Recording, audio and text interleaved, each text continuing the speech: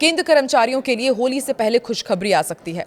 Media reports के मुताबिक सरकार मार्च के पहले हफ्ते में महंगाई भत्ते में बढ़ोतरी का ऐलान कर सकती है। तो क्या डीए 60% तक पहुंच जाएगा? 8वें वेतन आयोग के लागू होने से पहले सैलरी स्ट्रक्चर में क्या बड़े बदलाव होंगे, ये सब कुछ आपको देखने को मिलेगा इस वीडियो में। नमस्कार, मैं हूं आकांक्षा और आप देख रहे हैं न्यूज 18 का डिजिटल प्लेटफॉर्म।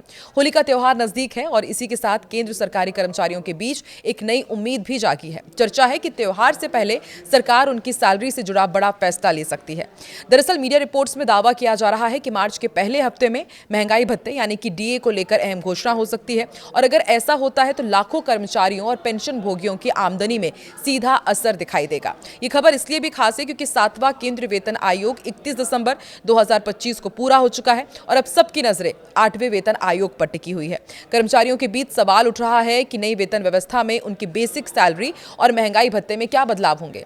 आमतौर पर महंगाई भत्ते साल में 2 बार संशोधित किए जाते हैं। पहला बदलाव जनवरी से लागू माना जाता है, जिसकी घोषणा अक्सर मार्च में होती है, और दूसरा संशोधन जुलाई से लिंक रखता है, लेकिन इसका ऐलान त्योहारों के आसपास खासकर दिवाली के समय में किया जाता है। इस बार जनवरी 2026 का डीए संशोधन ज्यादा अहम माना जा रहा है क्योंकि ये 7वें वेतन आयोग के खत्म होने के बाद पहला बड़ा बदलाव होगा। ऐसे में उम्मीद की जा रही है कि 8वें वेतन आयोग की प्रक्रिया आगे बढ़ने के साथ सरकार होली से पहले डीए बढ़ोतरी की घोषणा कर सकती है। दिसंबर 2025 तक महंगाई भत्ता 58% था। ये दर जुलाई से दिसंबर 2025 की अवधि के लिए 3% की बढ़ोतरी के बाद तय हुई थी। अब महंगाई दर और मौजूदा हालात को देखते हुए जनवरी 2026 से 2% और बढ़ोतरी की चर्चा है। अगर ऐसा होता है तो डीए सीधे 60% तक पहुंच जाएगा। सरकार ने 3 नवंबर साल 2025 को 8वें वेतन आयोग के लिए टर्म्स ऑफ रेफरेंस यानी कि टीओआर जारी किए थे।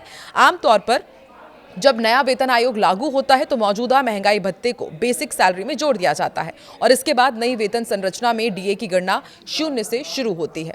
पिछले सभी वेतन आयोगों में यही प्रक्रिया अपनाई गई थी और अगर इस बार भी ऐसा होता है तो फिर यानी कि डीए 60% तक चला जाएगा। इसका मतलब है कि मौजूदा 58 या फिर संभावित 60% डीए भविष्य में नई बेसिक सैलरी का हिस्सा बन सकता है, जिससे शुरुआती वेतन में बड़ा बदलाव दिख रहा है। आपको क्या लगता है, क्या सरकार जल्द ही 8वां वेतनमान लागू करेगी? कमेंट करके अपना राय जरूर रखें।